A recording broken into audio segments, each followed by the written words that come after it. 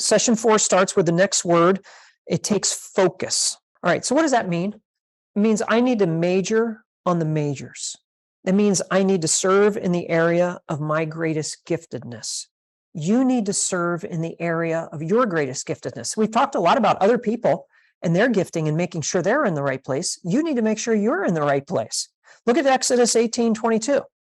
They should judge the people at all times. Then they can bring you every major case, but judge every minor case themselves. So we've got to distinguish what you do best and delegate the rest. Distinguish what you do best and delegate the rest. That is what we're talking about. And sometimes we need to delegate things, not just what we don't like, but what we do like. And we talked a little bit about this earlier in the Q&A. We've got to learn to say no, all right? 2 Timothy 1:7, God has given us a spirit, not of fear, but one of power, love, and sound judgment. And so we've got to exercise sound judgment and say, no, this is not what I do best. I was just talking to my assistant literally just 30 seconds ago before we came online, that I was serving on a board, and then I was asked to serve on another board. And when I served on the one board, it was the worst thing I could do. It's just not my area of giftedness, that whole administration organization. I couldn't do it. I was like, no, this is the wrong thing for me to do. So we've got to be able to say no. Ephesians 5, the fruit of the Spirit is self-control. And so we have to exercise self-control in this area. We need to learn to say no. And we need to stay focused, not keep our hands on everything, but keep our hands out of everything. And we've got to be willing again to change. And that's what Moses was. He is told now, Moses, just handle the tough cases, just the big things. All right. Yes, you've been trained and experienced and you're wise and everything, but just handle the tough cases. So serve in your area of greatest giftedness, focus and simplify. Focus and simplify. Again, Exodus 18:22, then they can bring you every major case. All right. One of my former seminary professors at Dallas, Howard Hendricks, incredible leadership, man of leadership. The secret of concentration is elimination. What can you eliminate right now from your ministry? What can you do without? What can you hand off to somebody else? Then you'll be able to concentrate so much better on what you do well. What do you need to get off your plate? Andy Stanley on leadership. The less you do, the more you accomplish. The less you do, the more you enable others to accomplish. So allow yourself to accomplish where you're gifted at and allow others to accomplish more in their lives where they're gifted at. So live by this motto: only do what you can do. Let others do what you don't need to do. Only do what you need to do, and let others do what you don't need to do. So major on the majors, all right? Here's the next one: extend. Now, what does that mean? Well, we're talking about longevity in ministry. And we're talking about harmony in ministry. Sinking in ministry, drowning is no fun. Swimming should be enjoyable. Yes, ministry is tough at times, but there should be joy in ministry if we're doing what we need to do and others are doing what they need to do. So let's think long-term benefits for you, long-term benefits for your church. What is best for you? What is best for others? Exodus 18:22. In this way, you will lighten your load and they will bear it with you.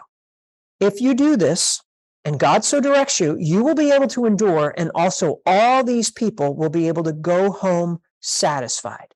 So he's talking about sharing the burden, okay? Have you ever tried to move big, heavy furniture by yourself? Whether it was a big couch, whether it was a washer or dryer, whether just this past week, I had to move a big wall unit. Well, if I tried using that or moving it by myself, it would have been a disaster. And so I had to recruit, there were 4 of us, 3 other guys to move this thing.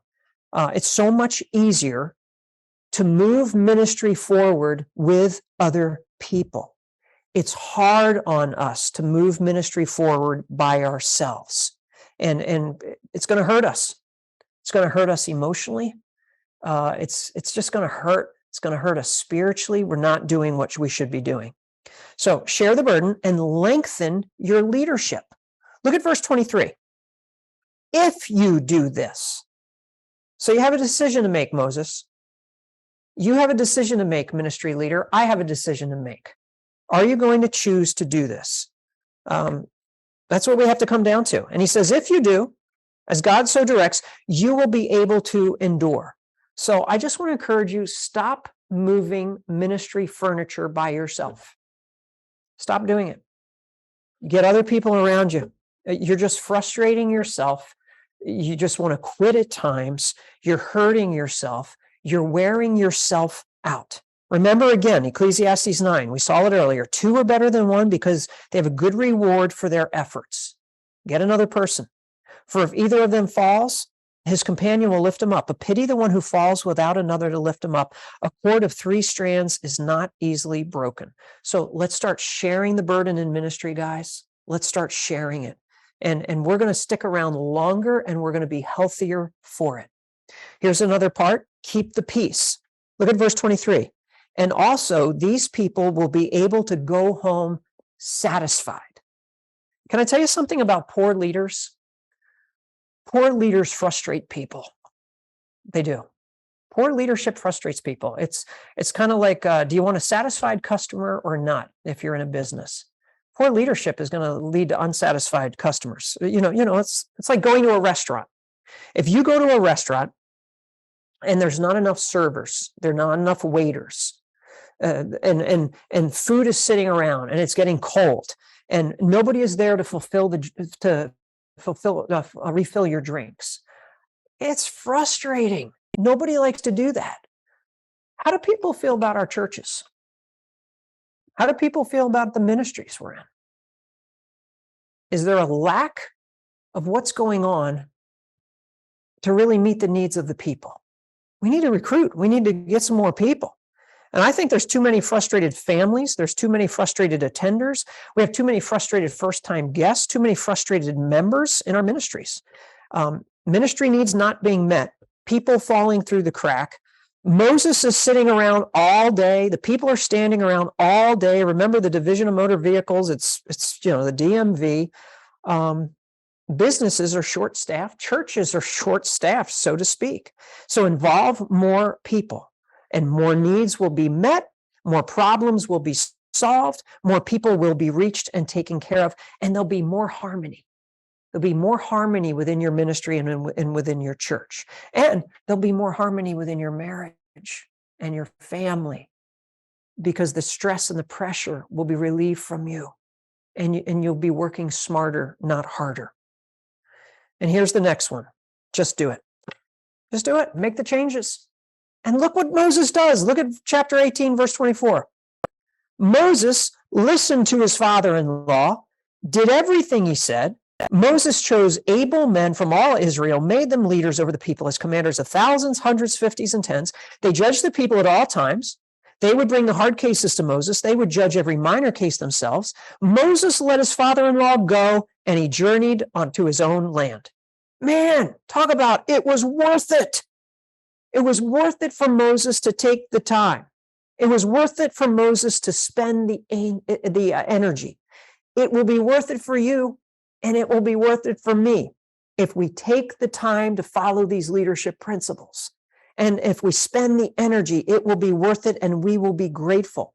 So put the systems in place, the structure in place, the organization in place. Let me give you, for instance, I have 5 children. 4 of my 4 oldest are pretty much out of the house. I have one who's a teenager learning to drive right now.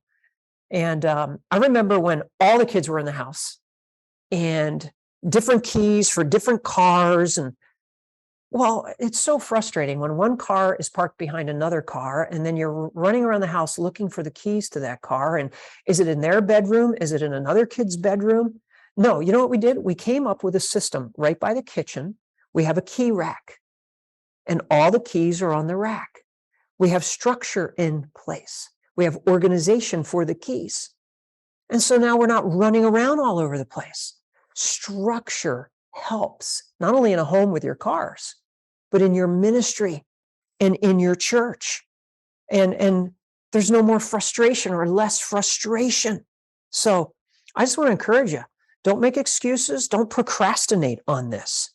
The benefits far outweigh the cost of putting the time in, spending the energy, spending the money, whatever you need to do to make the changes. Moses listened to his father-in-law and did everything he said. This was humble leadership, and this was good leadership. And I need to be a humble, good leader, and so do you. We need to listen, we need to try, and we need to change some things. And I pray that that's what you're going to be able to do, and do it soon.